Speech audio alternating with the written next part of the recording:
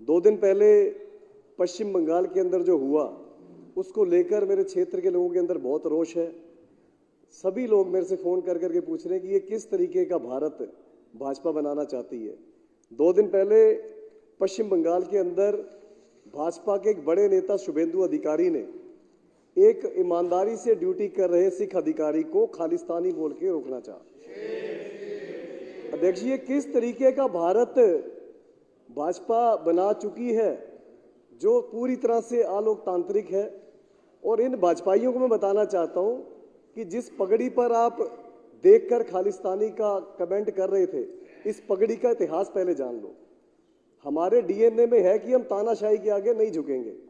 इसकी शुरुआत आज से 500 से ज्यादा साल पहले श्री गुरु नानक देव जी जो हमारे पहले रहबर थे, उन्होंने बाबर के दरबार में, अध्यक्ष जी तब जमाना ये होता था कि जो बादशाह ने कह दिया, तब तो पूरी तानाशाही थी कि इसका सिर कलम कर दो तो कर दिया जाएगा, फिर कोई वकील दलील नहीं चलेगा।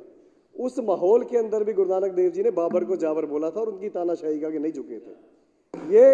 ये सिलसिला उसके बाद शुरू हुआ और चलता रहा। चलते चलते मैं फिर एक आगे का इतिहास आप दोहराता हूं कि 7 साल उम्र थी बाबा फतेह सिंह जी, जो गुरु गोबिंद सिंह जी के सबसे छोटे साहिबजादे थे। उनको वजीर खान ने कहा कि हमारा दीन कबूल लो, तो 7 साल के साहिबजादा बाबा फतेह सिंह जी ने कहा कि हमें मरना कबूल है, हम तुम्हारे आगे झुकेंगे नहीं। इतिहास गवाह है, बाबा फतेह सिंह जी को और बाबा जोरावर सिंह जी को दीवारों में चिनवा दिया गया था, पर इनके आगे झुके नहीं थे। तो ये हमारे डीएनए में है। स्पीकर साहब, बात करें उसके बाद आज़ादी की लड़ाई की, तो करतार सिंह सराबा उस समय विदेश में थे। 15 साल की उम्र में उन्होंने गदर लहर में शामिल हुए, सक्रिय सदस्य बने और 19 साल की उम्र में फांसी का फंदा चूम गए थे, पर तानाशाही के आगे झुके नहीं थे।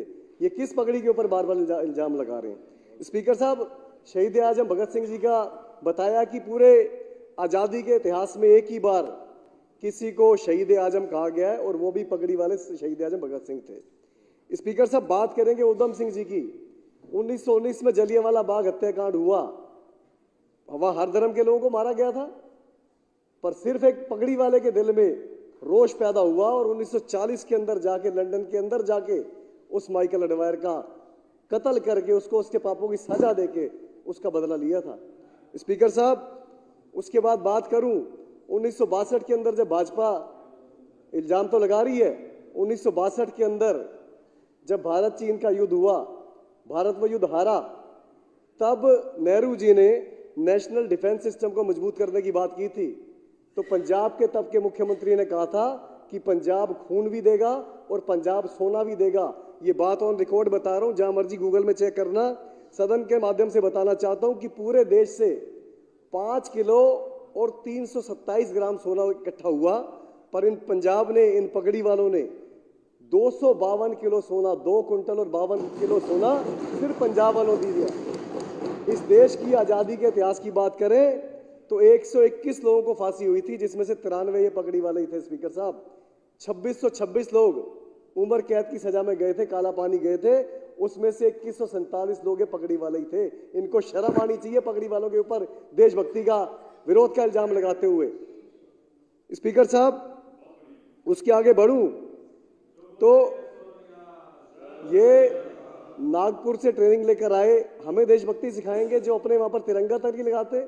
आज तिरंगे में सबसे ज्यादा लिपट के लाशें कहीं आती है तो पंजाब के अंदर आती हैं। हमें इनसे देशभक्ति सीखने की जरूरत नहीं है। स्पीकर साहब, किसान आंदोलन हुआ, अब ऐसे तो अंग्रेज भी कह देते, आज ये कहते हैं जी पंजाब के किसानों को ज्यादा परेशानी हो रही है। ऐसे तो अंग्रेज कह देते जी पूरा देश गुलाम है, ये पंजाब वालों को क्यों दिक्कत हो रही है। 121 में से 93 सिखों को ही क्यों फांसी हो रही है, पंजाब वालों को क्यों परेशानी हो रही है। हमारे डीएनए में, हम तानाशाही के आगे झुकेंगे नहीं। स्पीकर साहब,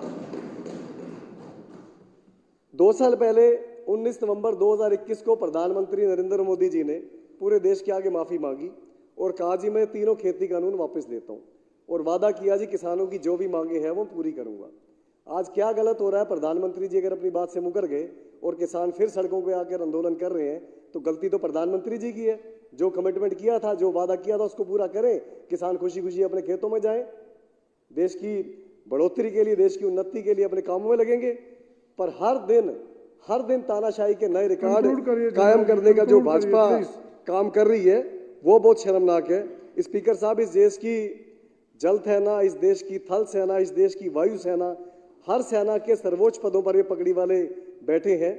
अगर इस देश के सबसे बड़े, इस दुनिया के आत्मसमर्पण की बात करें तो बांग्लादेश का जब हिंदुस्तान पाकिस्तान का युद्ध हुआ था तो वो भी पगड़ी वाले जनरल JS अरोड़ा थे, जिन्होंने एक साथ 93,000 पाकिस्तानी सैनिकों का जनरल AA खान नियाजी के साथ आत्मसमर्पण कराया था, वो भी पगड़ी वाले ही थे। स्पीकर साहब, ये बार बार इस देश के अंदर धर्म के नाम पर लड़ाई करवाने की, बांटने की साजिशें करते हैं। दरअसल धर्म के नाम पर इस देश को कोई बांटना चाहता है तो ये भाजपा ही है, इनके अलावा और कोई नहीं है। बाकी सारे देशवासी बहुत प्यार से, बहुत सुकून से रहना चाहते हैं।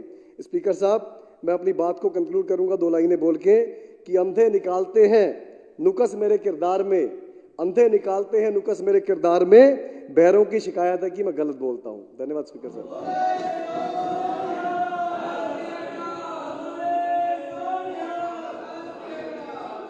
सो संगत जी, तुसीं सारी गलबात सुनी तिलक नगर ਦੇ MLA ਦੀ। ਜੇ ਅਸੀਂ ਭੰਡਣ ਦਾ ਕੰਮ ਕਰਦੇ ਹਾਂ ਤੇ ਸਾਡਾ ਫਰਜ਼ ਬਣਦਾ ਹੈ, ਜੇ ਕੋਈ ਚੰਗਾ ਕੰਮ ਕਰੇ ਉਹਦੀ ਸ਼ਲਾਘਾ ਕਰਨਾ ਵੀ ਸਾਡਾ ਮੁੱਢਲਾ ਫਰਜ਼ ਹੈ। ਕਿਸੇ ਪਾਰਟੀ ਜਾਂ ਕਿਸੇ ਧੜੇ ਨਾਲ ਸੰਬੰਧਿਤ ਨਹੀਂ ਆ, ਲੇਕਿਨ ਜਦੋਂ ਵੀ ਕੋਈ ਸਿੱਖੀ ਦੀ ਗੱਲ ਕਰਦਾ ਹੈ, ਕੌਮ ਦੀ ਗੱਲ ਕਰਦਾ ਹੈ, ਤੇ ਮੇਰਾ ਫਰਜ਼ ਬਣਦਾ ਹੈ ਕਿ ਮੈਂ ਸੰਗਤਾਂ ਤੱਕ ਉਸ ਗੱਲ ਨੂੰ ਜ਼ਰੂਰ ਪਹੁੰਚਾਵਾਂ। ਵਾਹਿਗੁਰੂ ਜੀ ਕਾ ਖਾਲਸਾ, ਵਾਹਿਗੁਰੂ ਜੀ ਕੀ ਫਤਿਹ।